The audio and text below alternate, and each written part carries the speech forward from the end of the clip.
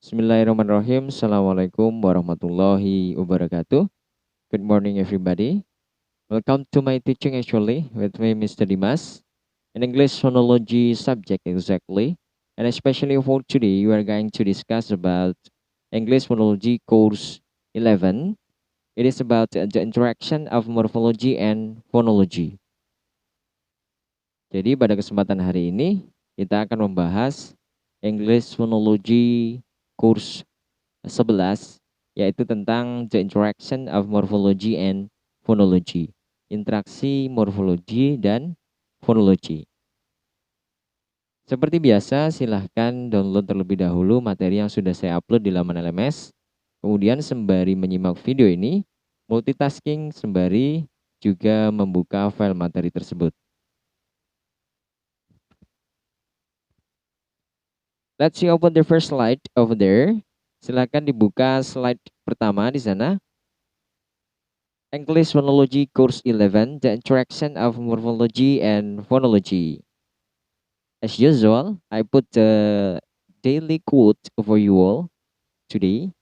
Seperti biasa, saya tempatkan sebuah quote harian di sana, yang mana tertulis, "Never will the smart one be glorious, except they have faith and good manner."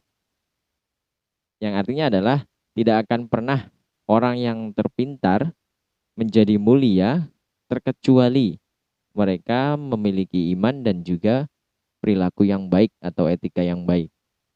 Nah, pesan moralnya adalah untuk menjadi mulia itu tidak hanya dengan kepintaran saja, tetapi dengan kepintaran itu juga terdampingi oleh iman dan juga etika atau perilaku yang baik. Karena kecerdasan juga dibagi menjadi 3. Yang pertama yaitu spiritual question, yang membahas tentang kecerdasan hubungan manusia dengan Tuhannya, keagamaan. Kemudian emotional question, etika, perilaku. Lalu yang ketiga baru intellectual question, intelektualnya, ilmu pengetahuannya. Dan juga relevan dengan dalil Allah SWT dalam Al-Quran, yaitu yarfa'illahilladzina amanu minkum waladina utul ilma darajat. Jadi Allah akan meninggikan derajat orang-orang yang beriman dan berilmu. Iman dulu baru ilmu. Jangan dibalik ya. Ketika orang yang beriman baru berilmu, ilmunya tentu akan benar nantinya. Ketika orang hanya berilmu saja, hanya mengandalkan ilmu tanpa kesadaran iman, itu akan bahaya ya. Karena dengan ilmu itu justru bisa menyesatkan terkadang ya. Dampingi ilmu itu dengan keimanan. Bahwasanya kita percaya, kita bisa paham atas sesuatu, itu karena memang dibimbing oleh Allah atas hidayah Allah Subhanahu wa Ta'ala. Jadi bukan kita yang pintar, tetapi Allah yang memberikan kepintaran atau memahamkan manusia atas apa yang dipahaminya. We are nothing actually, right? Without Allah. Okay, next, carry on to our materials. Just open the second slide over there. Silahkan dibuka slide kedua. Yeah, especially for today, I will more focus to teach you all about the differences in pronouncing S or AS ending and also ED ending. Jadi pada kesempatan hari ini, saya akan terfokus membahas tentang perbedaan mempronouncekan SES ending, imbuhan SES, yang tentunya sering muncul dalam noun plural. Ketika noun plural, gramaticalnya tentu kita tambahkan SES, dan juga dalam verb present tense ketika subjeknya menggunakan kata ganti orang ketiga tunggal. Itu adalah morphological affixes atau yang sering disebut dengan inflectional affixes.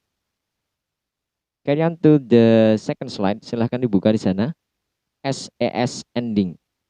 Akhiran SES. SES ending merupakan imbuhan yang ditambahkan terhadap suatu kata karena pengaruh grammatical. Nah, itu imbuhan yang ditambahkan Karena pengaruh dari grammatical itu disebut inflectional affixes. Itu didiskusikan dalam kajian morfologi.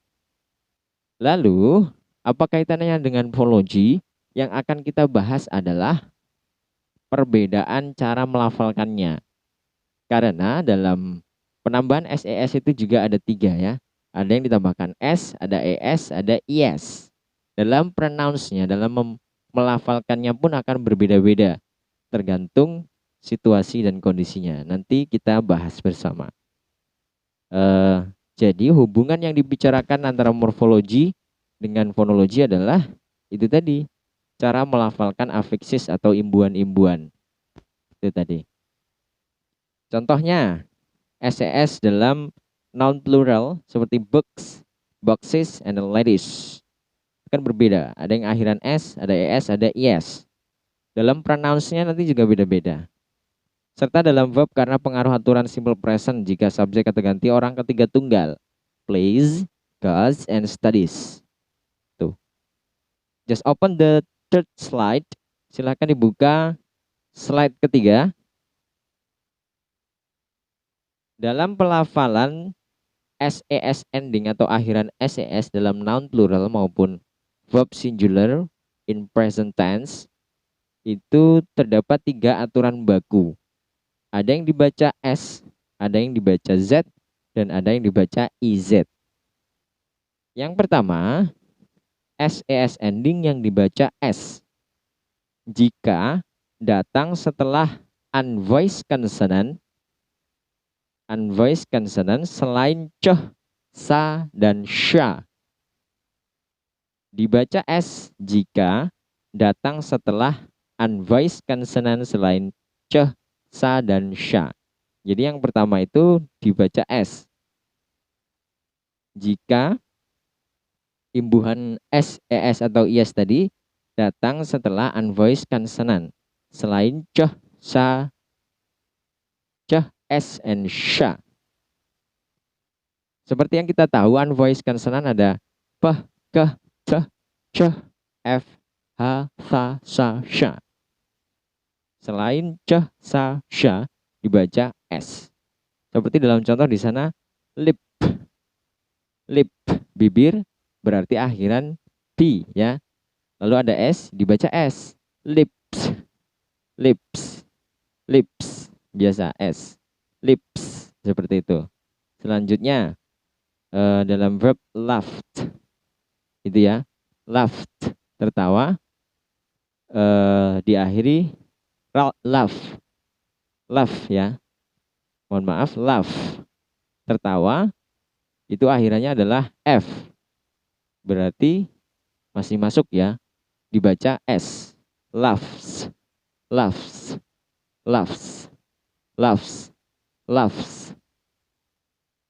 Akhiran S. Laughs.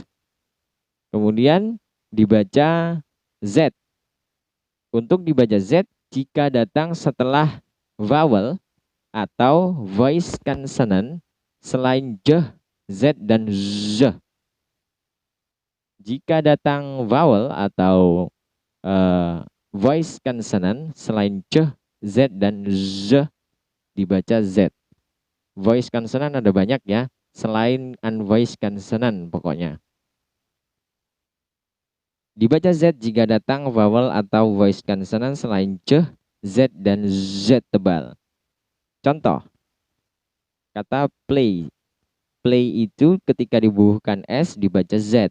Karena akhirannya adalah voice consonant, akhirannya adalah vowels ya, vowels I di sana, sehingga dibaca Z. Plays, seperti itu. Yang kedua ada learns di sana, dibaca Z juga karena akhirannya adalah N, voice consonant selain J, Z, dan Z. N di sana masuk, jadi dibaca Z. Learns, Z ya akhirannya. Lalu dibaca IZ jika datang setelah C, sa, sha, j, Z, dan Z. Jadi yang dikecualikan dalam 1, 2 tadi masuk ke yang nomor 3. Yang dikecualikan 1 dan 2 dimasukkan ke aturan ketiga. Dibaca is jika datang setelah c, sa, sha, j, z, dan z tebal. Contoh dalam menonton ya di sana, watches, watches, watches. Jadi iz, ez. Di sana baca is. Kemudian yang kedua washes. Itu aturan untuk s atau es ending yang biasa kita temui dalam noun plurals, tentunya ditambahkan ses seperti book menjadi books. Kemudian juga dalam verb present ketika subjeknya adalah kata ganti orang ketiga tunggal, she misalkan, maka akan ditambahkan s di belakang verbnya yaitu plays misalkan.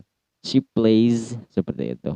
Lalu ada ketiga aturan dalam perbedaan mempronouncekan morphological affixes of there. Imbuhan tersebut ada yang dibaca S, Z, dan EZ secara pandangan fonologinya. Aturannya tadi sudah dibahas 1-3. Selanjutnya kita membahas tentang ed ending. Nah, ed ending ini adalah affixes atau imbuhan yang ditambahkan pada suatu verb ya, regular verb dalam bentuk verb 2 atau kita temui dalam aturan past tense. Past tense menggunakan verb to, verb 2. Kan ada irregular verb dan regular verb. Jikalau regular verb yang beraturan menggunakan ending ed ya, play menjadi played gitu. Untuk verb 2 dan verb 3 ya. Verb 2 dan verb 3. Ed ending itu muncul dalam suatu kata regular verb bentuk kedua dan juga ketiga sebenarnya ya. Play, played, played. Dan seperti itu. Verb 2 dan verb 3-nya sama. Regular verb bentuk kedua, ed ending muncul. Sama disebut juga inflectional affixes dalam kajian morfologi. Penambahan imbuhan dikarenakan pengaruh gramatikal.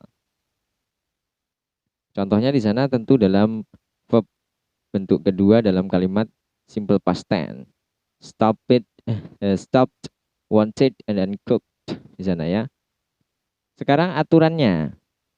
Dalam cara pelafalannya terdapat 3 aturan baku ed ending akhiran ed. Ini bukan secara gramatikal, tetapi secara pelafalannya. Jadi ses juga secara gramatikal ada sendiri. Ini secara phonologicalnya, pelafalannya. Dalam cara pelafalannya terdapat 3 aturan baku ed ending akhiran ed, yaitu yang pertama dibaca t, dibaca t.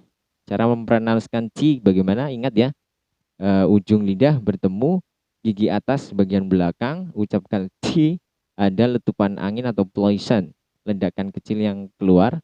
Itu cara mempronouncekan t. Dibaca t jika datang setelah unvoiced consonant selain t itu sendiri.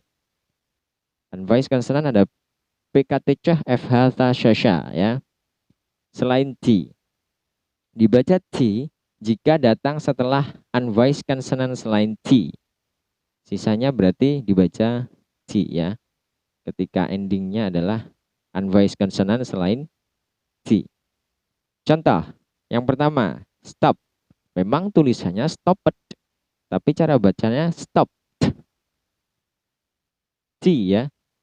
Karena di sana stop itu berakhiran p. P masuk kepada unvoiced consonant selain t. Jadi akhiran ed ending di sana tulisannya stopped, tapi cara bacanya adalah stop, stop, stop. T, akhirannya T, bukan stopped begitu bukan, tetapi stop, stop. Lanjut, sama tertawa di sana, akhirannya adalah F, laugh, laugh. F masuk ke unvoiced consonant selain T, lalu bertemu ed ending. Jadi cara bacanya adalah